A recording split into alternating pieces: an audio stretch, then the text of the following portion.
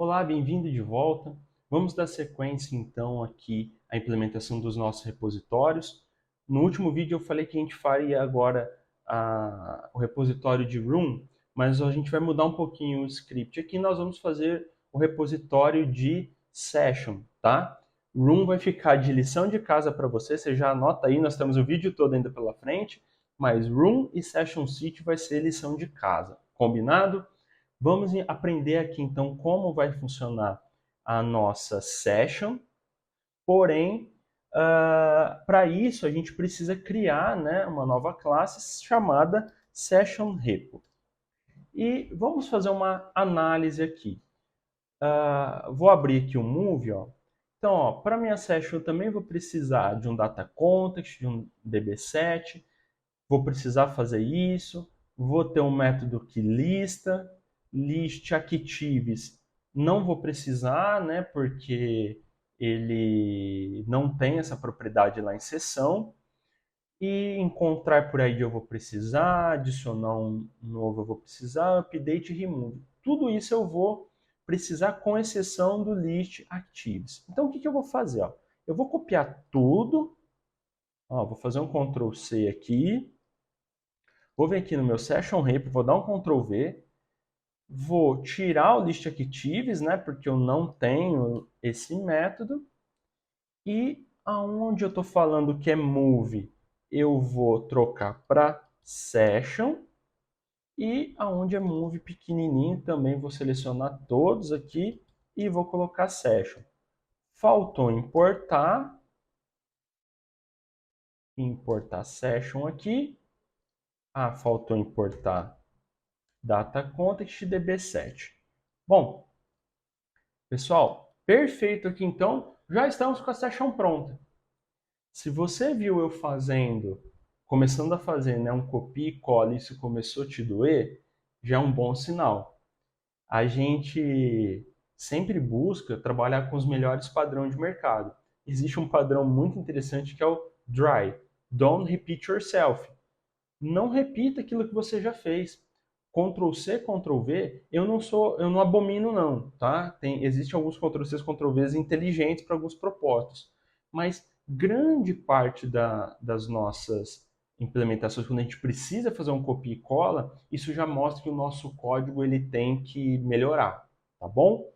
Então, vamos fazer aqui um pensamento, né, de como eu poderia não precisar ficar repetindo esse código, né, a todo momento, porque não faz sentido, né, eu ter que ficar a todo momento copiando e colando. Então, o que a gente vai fazer aqui? Ó? Dentro aqui de repos, eu vou criar uma nova classe e vou chamar essa classe de BaseRepo. Base, sempre que você ouvir ler Base, no .NET a gente já subentende que é algo que faz referência a uma classe pai, a herança, tá? Mas ao alto nível da herança. Então, o que eu vou querer fazer aqui? Eu vou criar essa base repo, tá? E, na verdade, tudo aquilo que eu joguei dentro da session, eu vou recortar daqui por enquanto, tá bom? Vou tirar daqui da session, eu vou deixar ela limpinha e vou jogar lá para dentro do nosso base repo. Tá legal? Então, vamos começar a deixar esse código genérico. Primeira coisa aqui, então, é que eu não é mais session repo, né? O nome da minha classe ela é base repo. Eu vou precisar do data context, já fiz o import, ele já me importou data context, db7 e já me importou a session lá de models. Eu vou tirar esse import aqui e vou deixar dando erro. Por quê? Se isso aqui é genérico, como eu posso então, como eu vou poder trabalhar com session diretamente? Não faz sentido. E aí nós vamos aprender algumas coisas aqui que o .NET já traz para nós como padrão, que seria o seguinte, eu tenho como trabalhar com tipos genéricos. E como eu trabalho com tipo genérico? Toda vez que a gente vê aquele sinalzinho de menor e maior, ó, tal qual eu tenho aqui no teste, eu tenho aqui no iList, eu estou trabalhando com generics. Existe um padrão que quando eu quero trabalhar com um tipo genérico, na classe que eu estou criando, ele recebe aí T, né, que faz uma alusão a type. Esse meu T, eu consigo criar algumas constraints para ele. O que seria essas constraints? Eu poderia vir e falar assim, ó, eu estou usando esse T, mas esse T aqui, ele obrigatoriamente ele tem que herdar de class. Então, ou seja, com isso aqui eu estou falando que eu não posso passar uma interface, porque T ele é muito genérico, ele é um tipo. Eu poderia passar uma interface, poderia passar um enum. Com isso aqui eu estou restringindo a eu receber somente classes aqui. E uma coisa interessante agora é o seguinte, em todo lugar que eu usava o tipo session, ó, vou dar um Ctrl D, aqui vai dar um probleminha, mas a gente já vai resolver, tá? Em todo lugar que eu usava session, eu vou começar a usar o tipo T.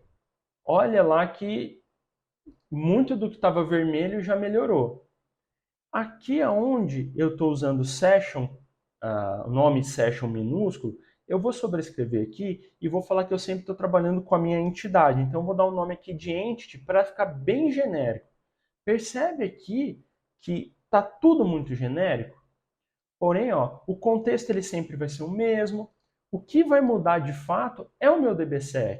Porque, ora, eu preciso que esse context ele seja de sessions, ora, eu preciso que esse context seja de movies, e assim sucessivamente. Uma coisa legal do nosso contexto é que ele foi construído para poder ser trabalhado genérico. Então, eu posso simplesmente vir aqui no meu context e falar assim, ó, eu quero um set, e esse set do meu DB7 do tipo T, do tipo que eu passar. Então, ó, vamos voltar lá no contexto. Eu tenho aqui 4 DB7 criados. Move, Room, Session e Session Seat. Então, o que eu quero dizer? No meu Base Repo, a partir do momento que esse T ele vier com qualquer uma dessas informações, ele já vai mapear a minha tabela perfeitamente. Olha que coisa muito legal. Nós já temos aqui o nosso um repositório básico genérico. Nós vamos fazer um ajustezinho nele aqui agora, que é o seguinte. Como ele é uma classe, a qualquer momento eu poderia instanciar ela. Mas eu não quero que ninguém utilize, né, ninguém consiga fazer um new, gerar uma instância dessa minha classe Base Repo. Somente os filhos dela vão poder ter instâncias. Então, ó, eu vou querer vir aqui e falar que ela é uma classe abstrata. Com essa classe abstrata aqui, eu não vou permitir mais com que ninguém instancie ela. Inclusive, ó, aqui já tem até uma sugestão. Ele falou, ó, se você tem uma classe abstrata, ninguém vai conseguir usar ela publicamente. Você pode mudar ela para protegida. Por que protegida? Eu vou ter acesso a esse construtor de dentro dela mesma e de dentro de cada um dos filhos dela. Então, tenho aqui agora essa minha implementação básica feita. Como que eu vou utilizar ela então lá no meu Session Repo? Olha que coisa legal, pessoal. Basta eu vir aqui, herdar Session Repo de Base Repo. Agora eu sou obrigado a passar qual é o tipo que eu quero. É Session, então eu quero que o meu Base Repo ele seja do tipo Session, ou seja, quando ele estiver executando o meu Session Repo, esse T aqui ele é Session. Então eu vou trabalhar sempre na tabela de sessões e vou fazer os métodos que são padrões para todos, já vai estar disponível para mim. Aqui ele só está chiando porque ele está pedindo para que eu implemente o construtor recebendo o data context e repassando para minha classe base, porque minha classe base precisa do data context para ser feito. E vou só limpar esse import que eu não tenho mais, eu só preciso do import do meu contexto e do meu modelo. E com essa abordagem, pessoal, eu já tenho todos os meus métodos, né? O meu CRUD pronto para a sessão. Parece mágica, mas não é. A gente fez um trabalho interessante. Eu quero fazer um outro exemplo com vocês, que seria o seguinte. Eu quero trazer, né, colocar o nosso movie nesse padrão. Então, o que eu vou fazer aqui? Ó?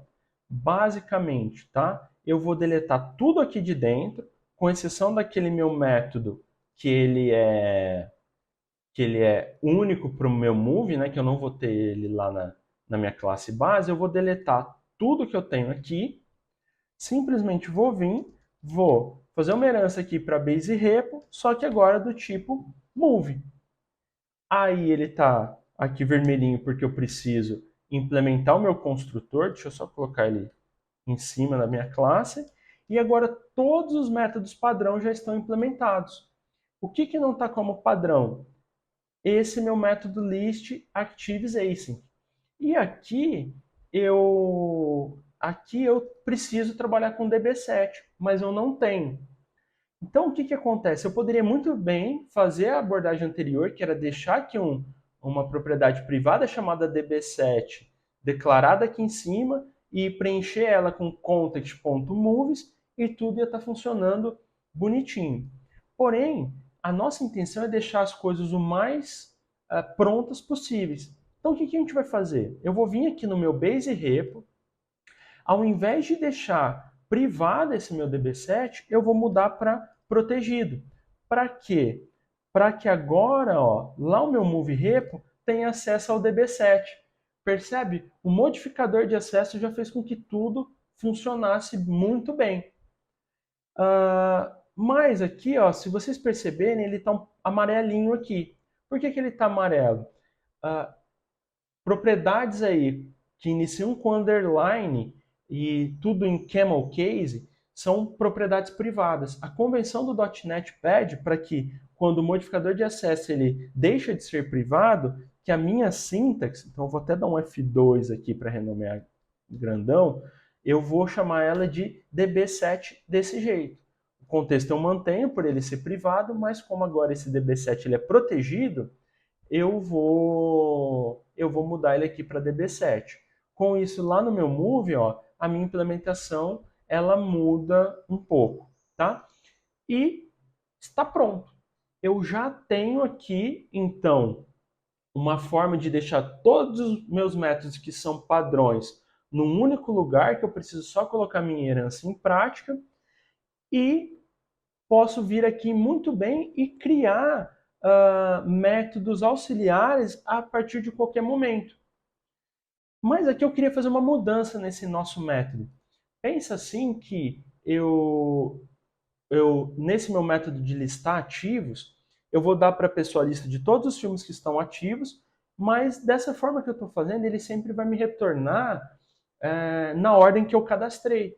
Eu gostaria de trazer os filmes em ordem alfabética. Então, o que eu vou fazer aqui? Tá? Eu vou fazer o meu db7 where.